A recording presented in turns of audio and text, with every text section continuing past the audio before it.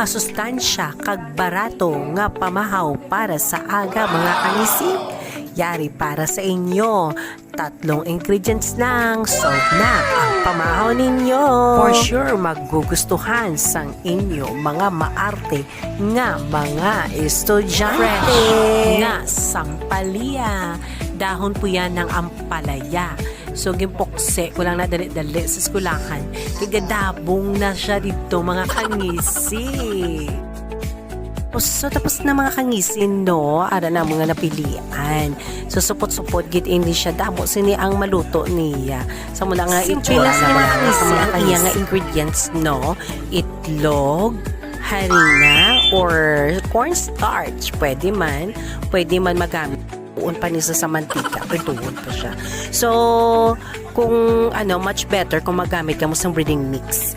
Kay once nga breading mix lang ang ibutang ninyo, no need na magamit sang asin na lang, sang iban pa mga pampasabor. So, ara na mga kangisi, no, ginprito na namon, ginhulat syempre nga mag-init ang mantika, no. So, amo na sa mga kangisi, hulaton lang gid siya nga mag-golden brown, di ba? So, amo na ginhalo-halo ko na. Ready na ina sa nga So, amo na mga kangisi. Kung ang iya nga kapait, no, mga kangisi.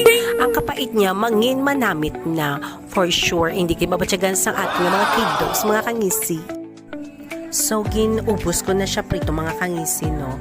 Kita ninyo, amo na ina siya dapat ang ideal gid niya nga itsura para mahambal na to nga luto na siya, di ba? Golden brown na siya mga kangisi. Pero ang akon dira medyo na nasubrahan siya at golden brown. So, do damo abi ako kalayo. So, amo na magbutang mga kangisi. Kamay lang gid na. Nipis-nipis lang yan. Amo lang gid na sa yung painayan ko siya sang kalayo kay do dako gito kalayo ko na. Hindi na mga kangisi. Kaya gibutangan ko na lang sang iya nga itlog para ko nabi magdamo-damo. Kag-aral mga kangisi, luto na ang aton tortang sampalya. O, lantawan niyo mga kangisi. Medyo green pa na sa pero manami. Siya kaunan. Lantawa bala anami. Idyan sang akon nga pagtimo. Kag lantawa mga kangisi, ang akon maarteng estudyante, no? O, wala bisaya ka batsyag nga mapait ang galiin na ang iya ginakaon tungod sang manamit nga tortang sampalya. Wala gisaya ka batsyag ya. At yan mga kangisi ang ating masarap na tortang sampalya. Kung nagustuhan ninyo ang aking video, don't forget to like